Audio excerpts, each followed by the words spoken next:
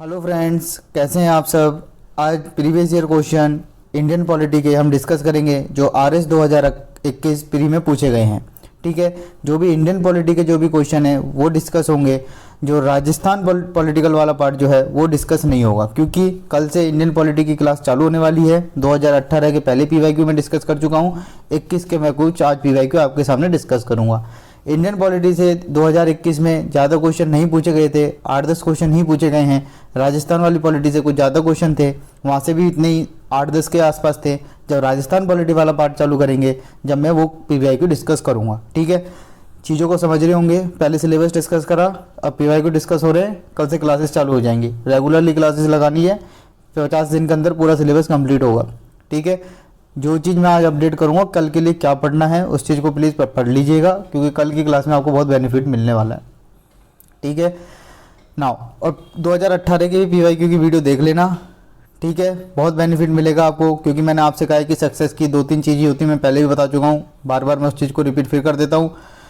PYQ करिए, syllabus समझिए और उसके बाद अपने रिवीजन करिए। नाउ पहला क्वेश्चन 26th क्वेश्चन सॉल्व करिएगा। इसको वीडियो को पॉज करिएगा, पहले सॉल्व करने की कोशिश करिएगा। ठीक है, the correct sequence of the chief justice of supreme court of India. भाई हिंदी वाले हिंदी में पढ़ लेना, दोनों में मैंने लैंग्वेज में दे रखा है। ठीक है, बाईलिंगुअल चलूंगा, लेकिन मैं मीडियम में अपना इंग्लिश रखूंगा। ठीक है, चीज़ें सारी समझ आएंगी, इतना सा थोड़ा सा मैनेज करना पड़ेगा। 26th क्वेश्चन को सॉल्व करिए। The correct sequence of the chief justice of supreme court of India. Pause करिए वीडियो को, सॉल्व करने की कोशिश करिएगा। नहीं हो रहा कोई बात नहीं, कोशिश करिए, जरूर करिए। इसका आंसर है 4th, H L. Datta, T S. Thakur, Jagdish Singh खर्र।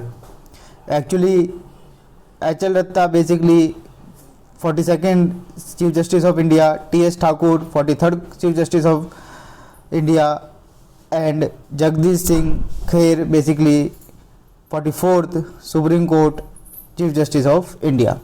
अगर किसी को पता है तो मुझे बताइए कि प्रेजेंट चीफ जस्टिस का नेम क्या है और वो कौन से नंबर के हैं। बेसिकली मैं बता देता हूँ, प्रेजेंट डी चंद्रचूड़ हैं बेसिकली प्रेजेंट सीजीआई, और वो 50th chief justice of India हैं। अब मुझे ये बताइएगा कि इनका टेन्योर कितना है। ठीक है, now chief justice of India का टेन्योर मुझे बताइएगा कमेंट सेक्शन में। नाउ उसके बाद आपका क्वेश्चन पूछा है आरएस 2021 में 39th। सॉल्व करिएगा, वीडियो को पॉज करिएगा। Under article 103 of the Constitution of India, the President shall obtain the opinion of which of the following authority before giving any decision on any question regarding the disqualification of the member of the लोक सभा। भाई लोक सभा के disqualification की बात हो रही है। हिंदी मीडियम वाले भाई हिंदी मीडियम में ही पढ़ लेना। ठीक है, दोनों बाइलिंगुअल है पेपर। सॉल्व करिए, क्या आंसर होगा इसका। बहुत इजी क्वेश्चन है, बेसिक क्लियर होंगे तो इजीली कर लेंगे। मैं हर बार फोकस करता हूँ बेसिक क्लियर करो तभी हो पाएंगे। देखो मैं जैसे यूपीएससी का पेपर हुआ, आरएस का पेपर हो, ये सब पेपर बेसिक्स मांगते हैं आपके ऊपर। सुपरफिशियल से पढ़ने से पेपर नहीं निकलेंगे, इसलिए मैं कह रहा हूँ बेसिक क्लियर करो। और जो मैं बुक आज मेंशन करने वाला हूँ उसको कल पढ़ लेना, कल की क्लास तभी समझ में आएगी और अच्छी समझ में आएगी। इसका आंसर है 39 का सेकेंड, इलेक्शन कमीशन। ठीक है, election commission. The President shall obtain the opinion of the election commission for the disqualification of the member of the लोक सभा। एक क्वेश्चन मैं आपसे बोलने वाला था, ये डिस्प्यूटेड क्वेश्चन है ये वाला 37th, ये मैंने चेक किया था। एक्चुअली इसमें क्या है कि स्टीयरिंग कमेटी के जो चेयरपर्सन थे वो राजेंद्र प्रसाद थे, और इनमें कहीं राजेंद्र प्रसाद का कोई ऑप्शन में नाम ही नहीं है। ठीक है, और इसके ऑफिशियल आंसर की भी मैंने चेक करी थी, वहाँ भी इसका आंसर नहीं दे रखा है। ठीक है, नाउ इसके बाद आपका क्वेश्चन पूछा गया है इंडियन पॉलिटी से 40th क्वेश्चन। सॉल्व करिए, वीडियो को पॉज करिए। The constitution amendment act dealing the NJAC national judiciary appointment commission was declared unconstitutional by the constitution bench of the supreme court. बताइए किस अमेंडमेंट एक्ट के through किया गया था, और किसी को पता है तो मुझे कमेंट में ज़रूर बताइएगा कि एनजेक है क्या।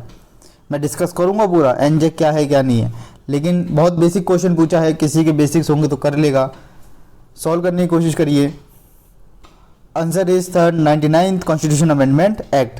किसी को पता है तो मुझे बता दें कि 100th कॉन्स्टिट्यूशन अमेंडमेंट किस लिए था, बहुत इंपॉर्टेंट है ये। ठीक है, अगली बार क्वेश्चन ये भी बन सकता है कि 100th कॉन्स्टिट्यूशन अमेंडमेंट किससे रिलेट कर रहा है।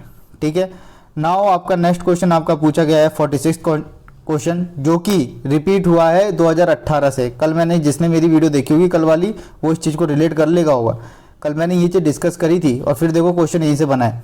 Fundamental duty was incorporated in the constitution on the recommendation of, किसकी रिकमेंडेशन से? बताइए, सॉल्व करिए, बहुत इजी क्वेश्चन है, सॉल्व कर लेंगे। आंसर है इसका स्वर्ण Singh committee first. Fine, okay. Now उसके बाद आपका 48th क्वेश्चन पूछा गया है इंडियन पॉलिटी से। Identify the correct pair mentioning the DPSP in the constitution of India. देखो बहुत फैक्चुअल क्वेश्चन है ये, ठीक है, बहुत फैक्चुअल क्वेश्चन है। अगर किसी ने ढंग से डीपीएसपी पढ़ा है ना, इस क्वेश्चन को वही सही कर पाएगा, अदरवाइज तो गलत हो जाएगा।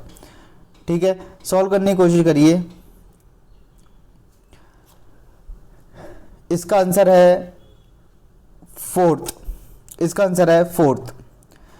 Equal pay for equal work of both man and women. मैं आपको पहले बता देता हूँ बेसिकली डीपीएसपी को क्या है, क्लासीफाई, जब हम डीपीएस का क्लासिफिकेशन करते हैं 3 तरीके से क्लासिफिकेशन हो रखा है, socialist, Gandhian and intellectual liberal. ठीक है, जो आपका फोर्थ जो राइट आंसर है, equal pay for equal work for the both man and women, ठीक है, ये अंडर आर्टिकल 39 के अंदर आता है। ठीक है, फर्स्ट सेकंड थर्ड गलत है। क्यों गलत है? क्योंकि जो फर्स्ट जो है equal justice for free legal aid, इसमें दे रखा है अंडर आर्टिकल 42, ये अंडर आर्टिकल 42 में नहीं आता, ये अंडर आर्टिकल 39A में आता है। और किसी भी स्टूडेंट को ये पता हो कि अंडर 39A कौन से कॉन्स्टिट्यूशन अमेंडमेंट के एक्ट थ्रू ऐड किया गया था कॉन्स्टिट्यूशन में, मुझे बताए वो। ठीक है, और जो सेकंड ऑप्शन है वो इसलिए गलत है कि organisation of the agriculture and animal husbandry, ये आर्टिकल 43 में नहीं आता, ये आर्टिकल बेसिकली 48 में आता है, under the intellectual and liberal principle. ठीक है, थर्ड ऑप्शन इसलिए गलत है, विलेज पंचायत आर्टिकल 41 में नहीं आता, विलेज पंचायत आर्टिकल 40 में आता है। ठीक है, लेकिन equal pay for equal work of man and justice under article 39। ठीक है, ये चीज़ को याद रखिएगा। और कौन से उसमें आता है? सोशलिस्ट। ठीक है, सोशलिस्ट वाले में। Fine, okay. Next question solve करिए, वीडियो को पॉज करिए, बहुत इजी क्वेश्चन है। Which one of the following said a constitution like a machine is a lifeless thing, it acquire the life because of the man who control it, and India needs today nothing more than a set of honest men who will have the interest of the country before them। बताइए किसने कहा है? अब ये वही वाली बात है, जिसने अच्छे तरीके से चीज़ों को करा है वो क्वेश्चन को सॉल्व कर लेगा। अब यहाँ पर क्वेश्चन उससे डिस्टर्ब, स्टूडेंट को ये कन्फ्यूज़न हो रहा था कि BR अम्बेडकर करें कि गांधी करें। ठीक है, इन दो में लोग बच्चों को कन्फ्यूजन था। एक्चुअल में इसका जो आंसर है वो है फर्स्ट, राजेंद्र प्रसाद। ठीक है, इनका आंसर है क्या है? राजेंद्र प्रसाद। ये जो वर्डिंग है वो राजेंद्र प्रसाद की है। ठीक है, now next question, 50th question, ये लास्ट क्वेश्चन है जो आपके RS प्री 2021 में पूछा गया था इंडियन पॉलिटी से। सॉल्व करने की कोशिश करिएगा। Which of the following is not true about the objective of the right to information? Right to information पूछा है और ये पूछा है क्वेश्चन में नॉट ट्रू। कौन सा गलत है? गलत बताना है इसमें। ठीक है, क्वेश्चन को ढंग से पढ़ो कि नॉट पूछा है कि करेक्ट पूछा है। ठीक है, सॉल्व करिए और थोड़ा दिमाग लगाइए क्योंकि बहुत इजी क्वेश्चन है ये। अगर थोड़ा ढंग से सोचेंगे तो हड़बड़ाना नहीं है, आसानी से क्वेश्चन को सॉल्व लेना है। पहला ऑप्शन पढ़िए, the promote the transparency and accountability in the working of the government. Yes, right, क्योंकि आरटीआई का काम ही है ये कि अकाउंटेबिलिटी एंड ट्रांसपेरेंसी को बढ़ाना। Now to make the democracy work for the people of the real sense. Yes, to make the our democracy work for the people in the real sense. Fourth, to empower the citizen. Yes, through RTI. But ये बताइए कि RTI से women and weaker section थोड़ी ना empower होंगे। To empower the women and weaker section of the society. Wrong, wrong. ठीक है, answer क्या है इसका? थर्ड। ओके, नाउ इतने ही क्वेश्चन आपके RS प्री 2021 में पूछे गए थे। इंडियन पॉलिटी वाले पार्ट से बात कर रहा हूँ, इंडियन पॉलिटी वाले बात से मैं बात कर रहा हूँ। इस चीज़ का ध्यान रखिएगा। कल से इंडियन पॉलिटी की क्लास चालू हो रही है। कौन सा टॉपिक चालू होगा वो टॉपिक मैं आपको टेलीग्राम ग्रुप में मैं बता दूंगा। टेलीग्राम ग्रुप को ज्वाइन कर लीजिएगा। उसका लिंक जो है डिस्क्रिप्शन में आपको मिल जाएगा। ठीक है, ज़्यादा टाइम बचा नहीं है, फटाफट सिलेबस को कंप्लीट करना है। जो बताता जाऊँ करते जाना। 50 डेज़ के अंदर पूरा टारगेट है कि सिलेबस को कंप्लीट कर लेंगे। राजस्थान का हो, जनरल हो, ठीक है। जीएस वाला पार्ट की बात कर रहा हूँ, मैथ रीजनिंग का देखिएगा, और मैथ रीजनिंग का इतना वेटेज भी नहीं है। मैंने आपको पहले भी जब सिलेबस मैंने डिस्कस करा था वहाँ पूरा बताया था कि हर पार्ट में से कितना क्वेश्चन आ रहा है। अगर मैथ रीजनिंग को दोनों को मिला लो तो 20 क्वेश्चन है, 130 क्वेश्चन फिर भी आपके हाथ में है। ठीक है, okay, thank you and have a good day.